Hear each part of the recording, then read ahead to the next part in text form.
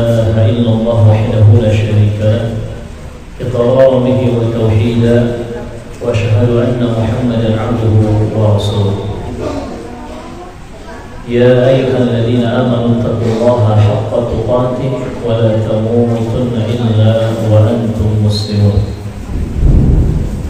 Allah Subhanahu wa Ta'ala berfirman, wahai orang-orang yang beriman, bertakwalah kepada Allah dengan takwa yang sebenarnya, dan janganlah kalian meninggal dunia kecuali di atas agama Islam. Kita bersyukur kepada Allah Subhanahu wa Ta'ala dan kita memujinya. Dan sampai malam hari ini Allah Subhanahu wa Ta'ala masih memberikan banyak keberkahan dan nikmat kepada kita. Di antaranya adalah nikmat untuk terus bisa beribadah kepadanya dengan tauhid yang benar, dengan keikhlasan dan dengan ittiba, mengikuti ajaran-ajaran Nabi Muhammad dan para sahabatnya radhiyallahu anhum wa sallallahu alaihi wasallam. Termasuk juga nikmat di kesempatan malam hari ini adalah nikmat guyuran air hujan yang Allah Subhanahu wa Ta'ala datangkan kepada kita dari langit. Dan ini merupakan nikmat, ya, karena air hujan itu diturunkan dengan membawa keberkahan. Kata Allah Subhanahu wa Ta'ala, "Wa nazzalna minas samai ma'an mubarakan." Di surah Qaf Allah berfirman, dan kami turunkan dari langit air yang penuh berkah, air yang diberkahi. Maka seharusnya kita ketika mendapati hujan, kita mengikuti apa yang Rasulullah lakukan sallallahu alaihi wasallam. Mulai dari membaca doa meminta kepada Allah keberkahan. Allahumma sayyiban nafi'an. Ya Allah, jadikan curahan air hujan yang turun itu bermanfaat, ya, diberkahi. Nah, seandainya hujannya deras, lebat, bahkan kita khawatir menjadi sesuatu yang buruk atau berbahaya bagi kemaslahatan manusia, maka silakan dibaca doa yang juga Rasulullah ajarkan. Allahumma la alaina, Allahumma hawalaina wa la alaina. Ya Allah, turunkan hujan ini di sekitaran kami saja, jangan tepat di atas kami. Allahumma alal akami wal dirabi wal jibali wal awdiyah wa butunil awdiyah wa manabitis syajar. Ya Allah, turunkan hujan itu di gunung-gunung, di tempat-tempat tinggi, di hutan-hutan yang jarang manusia, di perut-perut lembah yang jarang manusia, di tempat-tempat tumbuhnya tanaman-tanaman dan seterusnya. Bahkan ketika hujan itu sudah selesai, kita pun hendaknya membaca apa yang Nabi baca, mutirna bifadlillahi wa birahmati. Kita telah diberi air hujan, diguyur air hujan dengan karunia Allah Subhanahu wa Ta'ala dan juga rahmat kasih sayangnya. Ahibbatillah rahimani wa rahimakumullah. Maka ingat, jangan pernah berkeluh kesah dengan hujan. Justru hujan harus kita syukuri, walaupun mungkin ada sedikit hal yang sebetulnya kita belum siap dengan datangnya hujan. Namun ingat, hujan itu datang membawa berkah, kita syukuri, kita sabari, dan kita nikmati. Ahibbatillah rahimani wa rahimakumullah. Pembahasan kita di kesempatan malam yang berberkah ini bi'idznillah ta'ala adalah tentang bagaimana cara mencetak generasi yang salih-salihah. Karena setiap muslim dan muslimah, setiap orang yang beriman harus menyadari dan memahami bahwa anak-anak itu adalah investasi yang sangat berharga bagi orang tuanya dunia akhirat. Jadi investasi atau tabungan, simpanan yang sangat berharga sejatinya itu bukan bagian-bagian duniawi, bukan properti, tanah, rumah, villa di sana sini, bukan kendaraan roda 2, roda 4, roda 6 atau mungkin yang bisa terbang, bukan emas dan perak yang disimpan ataupun yang dijadikan perhiasan, bukan perkara-perkara duniawi. Tetapi investasi atau tabungan atau simpanan yang sebetulnya berharga bagi setiap orang tua, bagi setiap ibu dan ayah adalah keberadaan anak-anaknya, yaitu ketika anak-anaknya berhasil menjadi anak-anak yang salih-salihah. Bahkan investasi ini manfaatnya akan berlanjut sampai ke akhirat, tidak hanya di dunia tetapi sampai ke akhirat. Ada seorang ayah, dia bercerita, ini kisah nyata. Dia orang Indonesia. Qadarullah baru menyempatkan hijrah atau beragama Islam dengan benar, belajar Islam dengan baik, itu di masa tuanya. Qadarullah,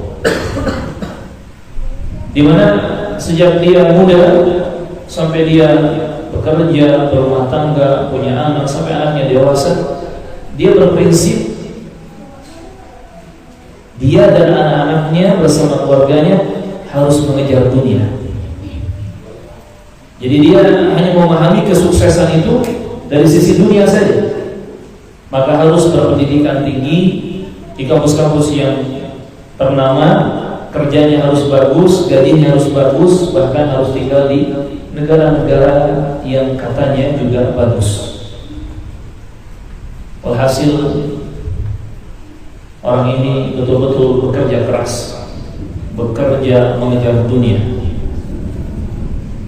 Kurang lebih diberi anak 4 orang anak, dan ternyata semuanya berhasil dia sekolahkan di sekolah-sekolah yang katanya ternama, yang katanya bagus, sampai mereka lulus kuliah, kemudian mendapatkan pekerjaan, bahkan mereka mendapatkan pekerjaan di negara-negara impiannya.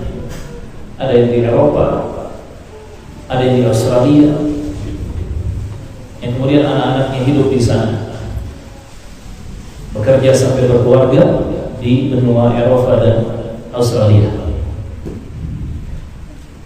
Sedangkan kedua orang tuanya tetap ada di Indonesia. Singkat cerita, berlalu tahun yang cukup lama, bertahun-tahun berlalu, sang ibu jatuh sakit keras, dan ternyata tidak ada satupun dari anak-anaknya yang menyempatkan diri untuk pulang ke tanah air untuk menjenguk sang ibu yang sedang sakit keras. Tidak ada satu anak pun yang datang menjenguk. Bahkan di saat ibunya meninggal dunia, wafat, anak-anaknya pun tidak datang menghadiri tubuh sang ibu yang sudah menjadi mayat, yang sudah menjadi jenazah.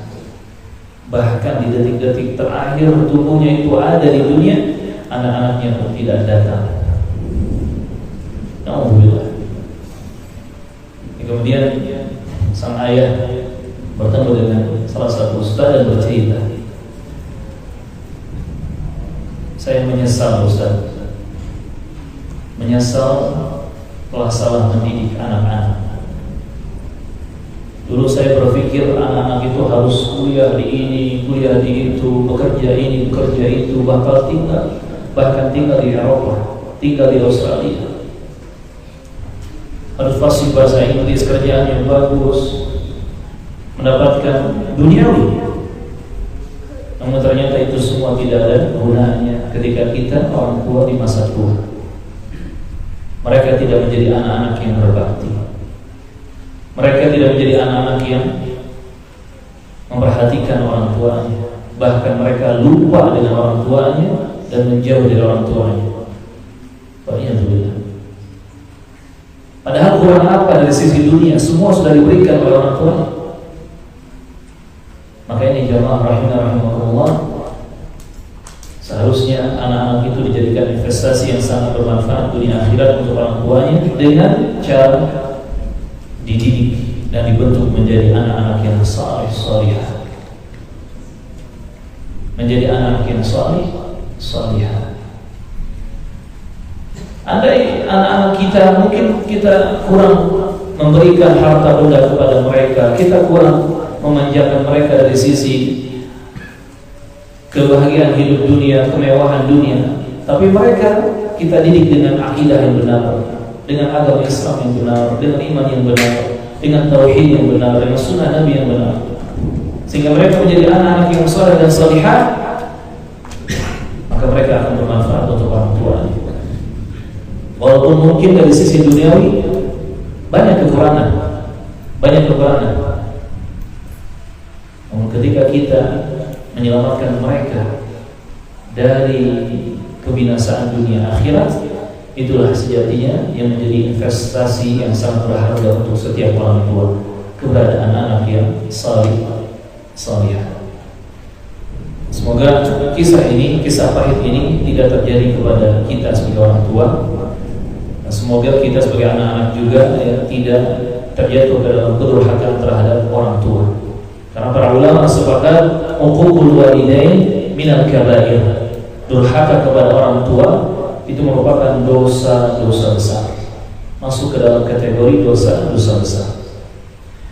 Lantas bagaimana cara mencetak generasi salih-salihah? Ya tentunya kita harus mendidik mereka dengan pendidikan yang benar. Itu secara umumnya. Pepatah mengatakan buah tidak jatuh jauh dari pohonnya. Seperti apa orang tuanya, kurang lebih seperti itu anak-anaknya. Bagaimana orang tuanya memberikan contoh dan teladan, kurang lebih seperti itu anak-anaknya akan terbentuk. Pendidikan apa yang diberikan oleh orang tuanya, kurang lebih itulah yang akan tumbuh berkembang pada diri anak-anaknya. Maka pendidikan yang benar, pendidikan yang baik haruslah diberikan kepada anak-anak yang kita harapkan menjadi generasi yang salih-salihah. Langkah yang pertama, kaum muslimin dan muslimat jamaah Masjid As-Sunnah rahimani wa rahimakumullah, hendaknya kita mendidik anak-anak kita itu dengan cara yang baik dan penuh kesabaran, agar mereka mengenal Allah dan Rasulnya dengan benar sallallahu alaihi wasallam. Kita didik anak-anak kita dengan penuh kesabaran, pendidikan yang baik, agar mereka mengenal Allah dan Rasulnya sallallahu alaihi wasallam. Dengan bahasa lain, bagaimana caranya kita bersabar mendidik anak-anak kita dengan cara terbaik untuk memahamkan anak-anak terhadap tauhid yang benar dan sunnah Nabi yang benar. Karena ini kan pegangan umat Islam, pegangan orang yang beriman. Kitabullah dan sunnah Rasulnya sallallahu alaihi wasallam. Dan dalam memahamkan, mendidikkan, mengajarkan kitabullah Al-Quran dan sunnah Rasulullah, hadis-hadis yang sahih, itu butuh kesabaran dan butuh cara-cara terbaik. Maka ini langkah pertama. Kenalkan anak kita kepada Allah Rabbul Alamin, Allah Al-Ilahul Haq. Rabb kita, Tuhan kita, Tuhan semesta alam, dialah Allah Azza wa Jalla. Rabb kita, ilah kita, Tuhan kita yang berhak kita ibadahi hanya satu, yaitu Allah Subhanahu wa ta'ala. Qul huwallahu ahad, Allahus samad, lam yalid wa lam yulad wa lam yakul lahu kufuwan ahad. Kandungan surah Al-Ikhlas ini hendaknya kita ajarkan kepada anak-anak kita. Ajarkan tauhid yang benar. Tauhid rububiyahnya, tauhid uluhiyahnya, tauhid al-asma wa sifatnya. Fahamkan dan ajarkan kepada anak-anak kita dengan baik dan benar. Setelah itu sempurnakan dengan mengajarkan sunnah Nabi. Kenalkan siapa Nabi Muhammad SAW, siapa namanya, nasabnya, lahir di mana, bagaimana perjuangan hidupnya, kapan diangkat menjadi Nabi dan Rasul terakhir, bagaimana perjuangan dakwahnya. Sampaikan kisah tentang Nabi Muhammad SAW, yang kemudian mengajarkan tentang sunnah-sunnah Nabi, yakni semua ajaran-ajaran yang diwariskan oleh Rasulullah Muhammad SAW.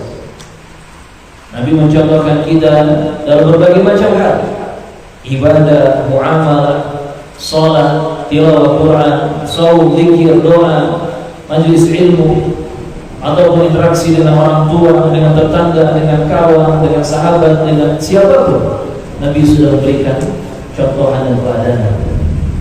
Ini yang pertama, jamaah rahimahullah. Sehingga anak-anak kita harus mengenal Allah dan Rasulnya, mengenal tauhid dan sunnah Nabi. Bahkan mereka harus mengetahui apa lawan dari itu semua yang harus ditinggalkan. Kalau kita mengenal Allah dan Rasulnya, mengikuti Allah dan Rasulnya, berarti kita harus mengetahui siapa musuh Allah, siapa musuh Rasul, agar kita bisa menjauhi semua musuh Allah dan Rasulnya. Kalau anak-anak kita sudah mengenal apa itu tauhid, apa itu sunnah Nabi, maka mereka pun harus mengenal apa lawan dari itu semua. Lawan dari tauhid adalah kesyirikan. Harus tahu bahaya kesyirikan, bentuk macam kesyirikan seperti apa untuk bisa menjauhinya. Harus tahu lawan dari sunnah Nabi, yaitu bid'ah-bid'ah. Apa itu bid'ah? Bahaya bid'ah, bahaya membuat sesuatu yang baru dalam urusan agama ini, agar mereka bisa menjauhinya. Inilah yang pertama, mendidik dengan penuh kesabaran dan cara terbaik agar kita bisa memahamkan anak-anak kita tentang tauhid dan sunnah Nabi, mengenalkan Allah dan Rasulnya kepada anak-anak kita, sehingga mereka terjauh dari kesyirikan ataupun hal-hal yang menyelisihi Nabi Muhammad dan para sahabat radhiyallahu anhum. Sebagaimana yang telah diamalkan oleh seorang Luqman Al-Hakim, seorang Luqman yang penuh dengan hikmah hidupnya, Al-Hakim radhiyallahu anhu wa rahimah, di mana Luqman Al-Hakim memberikan banyak ujangan dan nasihat kepada sang putra. Dan yang paling pertama dijadikan nasihat untuk anaknya adalah tentang tauhid atau sholat, tentang tauhid, tentang bahaya kesyirikan. Maka di sini Luqman Al-Hakim memahamkan pentingnya tauhid dengan cara memberitahu tentang bahaya kesyirikan terlebih dahulu. Di surah Luqman ayat ke-13. Luqman itu surah ke-31, di ayat yang ke-13-nya disebutkan, وَإِذْ قَالَ لُقْمَانُ لِابْنِهِ وَهُوَ يَعِظُهُ يَا بُنَيَّ لَا تُشْرِكْ بِاللَّهِ إِنَّ الشِّرْكَ لَظُلْمٌ عَظِيمٌ. Dan ingat ketika Luqman Al-Hakim rahimahullah memberikan nasihat kepada putranya, kepada anaknya, ya bunayya, dipanggil dengan panggilan kesayangan, wahai anakku, wahai apa? Adinda atau ananda? Ananda atau ananda?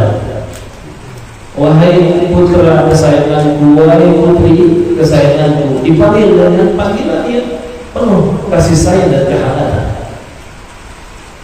La tusyrik billah. Kemudian disampaikan larangan, jangan pernah engkau menyekutukan Allah, jangan pernah engkau melakukan kesyirikan terhadap Allah Azza wa Jalla dengan sesuatu apa. Inna syirka la-dhulmun 'adzim. Sungguh kesyirikan itu adalah kezaliman yang sangat besar. Subhanallah, ini dari ayat ini saja kita dapat banyak pelajaran dalam mendidik anak-anak kita. Pertama,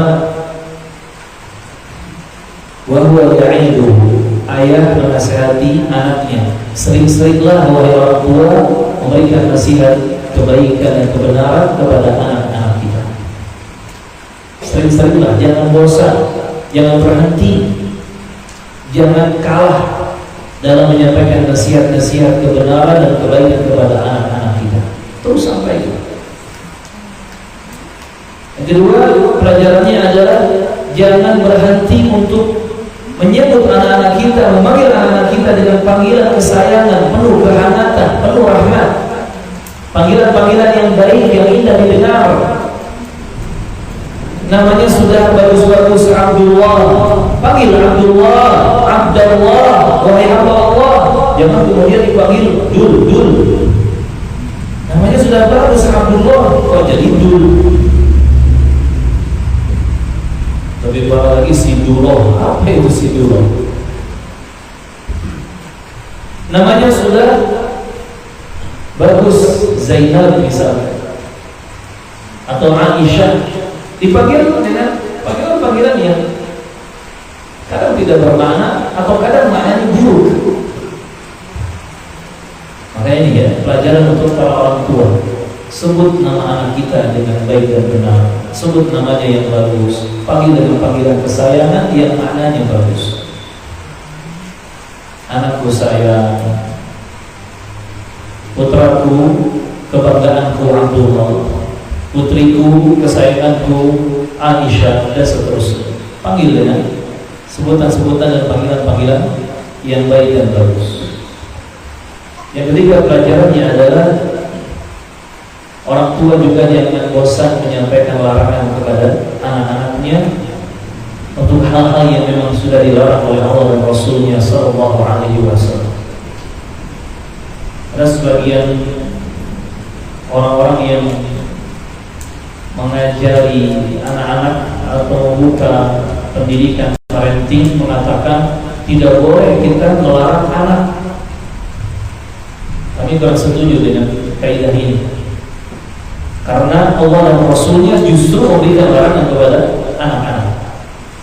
Anak-anak itu harus tahu dan harus bisa membedakan mana perintah yang harus diamalkan, mana larangan yang harus ditinggalkan.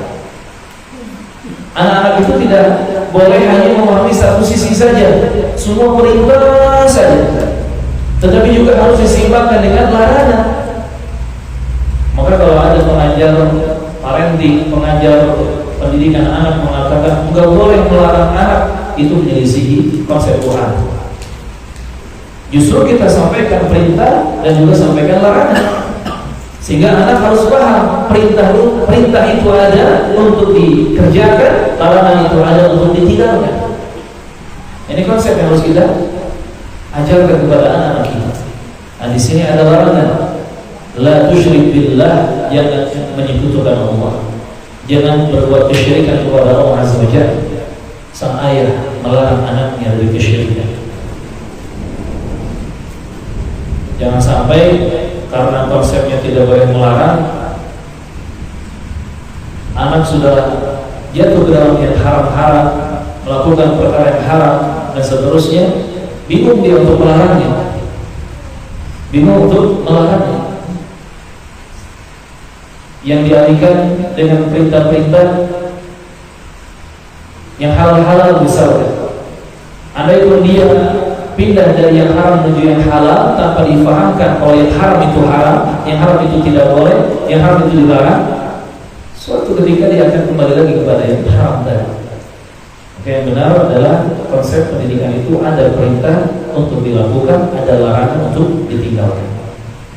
Pelajaran yang kedepannya, kezaliman yang paling besar, yang paling berbahaya adalah kesyirikan kepada Allah Azza wa Jalla. Kita tahu kezaliman itu banyak bentuk dan jenisnya.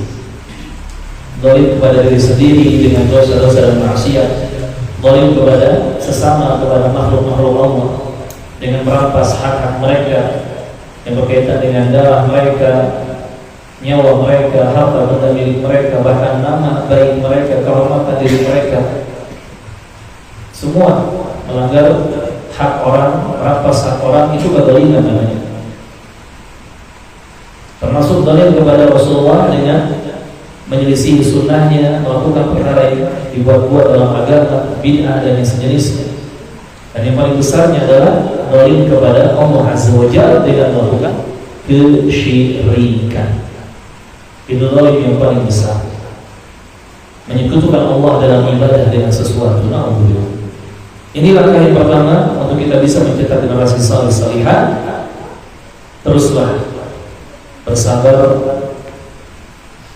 dalam mendidik anak kita untuk mengenal Allah dan Rasulnya, mengenal tauhid dan sunnah, untuk dibela, dijaga, diamalkan, dan juga kenalkan tentang bahayanya syirik dan bid'ah agar mereka bisa meninggalkannya. Ketika ada suara-suara yang tidak boleh didengar, sampaikan, nah ini tidak boleh didengar. Allah dan Rasulnya melarang, Allah dan Rasulnya tidak menghalalkan, Allah dan Rasulnya mengharamkan. Sampaikan. Ketika ada sesuatu yang tidak boleh dilihat, nah ini tidak boleh dilihat, Allah dan Rasulnya tidak suka, Allah dan Rasulnya mengharamkan. Sampaikan. Ini yang pertama. Langkah yang kedua, ahibbatillah, kaum muslimin dan muslimat rahimani wa rahimakumullah, terkhusus untuk anak-anak kita yang masih kecil, apalagi balita ya. Apa singkatan balita itu? Anak di bawah 5 tahun. Anak di bawah 5 tahun. Terkhusus anak-anak di usia 2 tahun sampai 5 tahunan. Maka anaknya kita ajari mereka dengan kalimat-kalimat yang baik, serta kenalkan kepada mereka kisah-kisah orang-orang soleh. Jadi kalimat-kalimat yang baik untuk anak-anak kita dan cerita-cerita orang-orang soleh, dari itu para sahabat Nabi, atau mulai dari para Nabi, para Rasulullah, kemudian sahabat Nabi Muhammad, kemudian tabi'in dan para orang-orang soleh yang lainnya. Hendaknya kita kenalkan kepada mereka sejak mereka kecil, bahkan ketika mereka masih balita. Dan sebaik-baik kalimat yang benar adalah Al-Quran. Bahkan afdalul dzikri, seutama-utama dzikir kata para ulama adalah membaca Al-Quran. Jadi jangan bosan dan jangan berhenti. Ajarkan kalimat-kalimat yang baik kepada anak-anak kita. Ajarkan agar anak-anak kita bisa mengucapkan Alhamdulillah, segala puji bagi Allah. Subhanallah, Maha Suci Allah. Allahu Akbar, Allah Maha Besar. Walaupun mungkin penuh dengan keunikan dan kelucuan anak-anak kita, tidak jadi masalah. Biasakan mereka mengucapkan kalimat-kalimat yang benar, kalimat-kalimat yang baik. Termasuk ajarkan bacaan-bacaan Quran. Karena anak-anak itu kan masanya mendengar dan meniru, melihat dan meniru. Perdengarkan surat-surat yang pendek, ayat-ayat yang singkat. Qul huwallahu ahad, diulang-ulang agar bisa diikuti. Al-Fatihah, Al-Ikhlas, Al-Falaq, An-Nas, itu yang paling penting. Kalau sudah bisa dihafal, tambah yang lainnya. Doa-doa, baik doa zikir pagi ya, atau doa-doa yang lainnya, ajarkan. Termasuk ceritakan kepada mereka kisah-kisah orang-orang saleh. Tentunya dengan gaya bahasa dan gaya bercerita untuk anak-anak. Jangan dikasih bahasa-bahasa anak kuliah S1, S2. Ya mereka gak paham. Tapi sampaikan cerita orang-orang soleh itu sesuai dengan gaya bahasa mereka, gaya cerita mereka. Karena Allah Subhanahu wa Ta'ala telah memberikan kelebihan kepada manusia di masa kecilnya, di mana Allah memberikan kelebihan yang luar biasa. Anak-anak kecil itu sangat mudah dan kuat dalam menghafal. Makanya orang tua harus banyak memberikan pendidikan yang sifatnya dihafal. Walaupun mereka belum paham, belum mengerti, tetapi suatu saat itu akan berarti dan sangat bermanfaat. Saya kalau flashback ke masa kecil dulu, mulai sejak SD di pesantren pelajaran diniyah, saya sudah belajar shorof. Harus menghafal huwa huma hum hiya huma hunna anta antuma antum anti antuma antunna ana nahnu. Ini anak hafalkan sejak SD. Yang ketika itu nggak paham ini apa maksudnya, apa kegunaannya.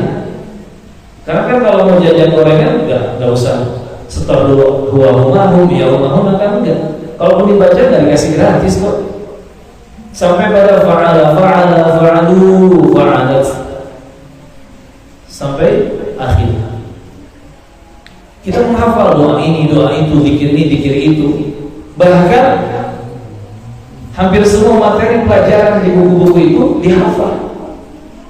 Sejarah Islamnya, bahkan pelajaran matematikanya, 1 tambah 1 sama dengan 2 kan dihafal. 10 dikurang 10 sama dengan 0 dihafal. Mungkin kebanyakan anak-anak ketika kecil menghafal sesuatu, ilmu yang bermanfaat, ketika itu mereka belum banyak mengerti, belum banyak paham.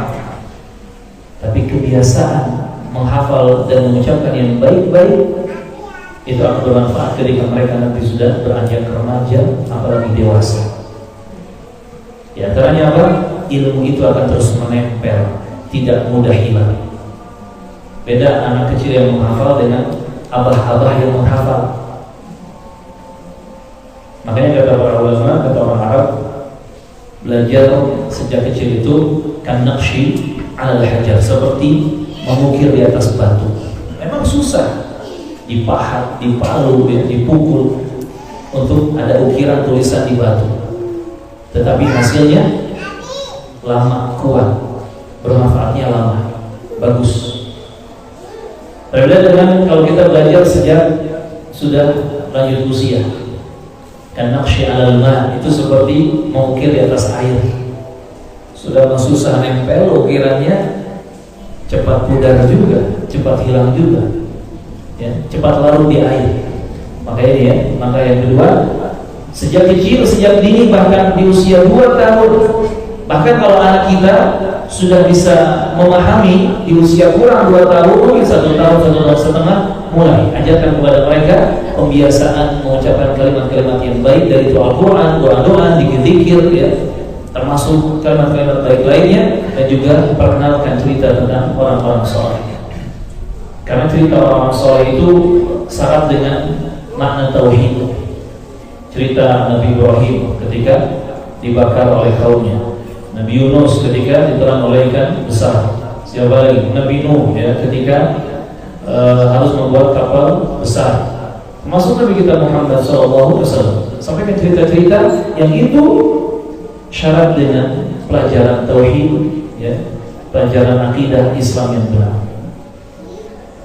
Jadi jangan disia-siakan kemampuan yang Allah titipkan pada anak kita sejak kecil, yaitu kuatnya hafalan, kuatnya memori hafalan.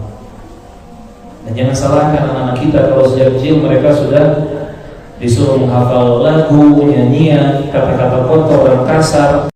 Nanti ketika sudah besar dan dewasanya, mereka akan menjelma menjadi monster. Nah, untuk kita berlindung kepada Allah Subhanahu wa taala, dan kita titipkan semua anak-anak kita, keturunan kita kepada Allah Subhanahu wa taala. Dialah sebaik-baik penjaga dan penolong kita. Hasbunallahu wa ni'mal wakil. Kita lanjutkan ba'da salat Isya. Allahu ta'ala a'lam. Tafadhalu barakallahu fiikum.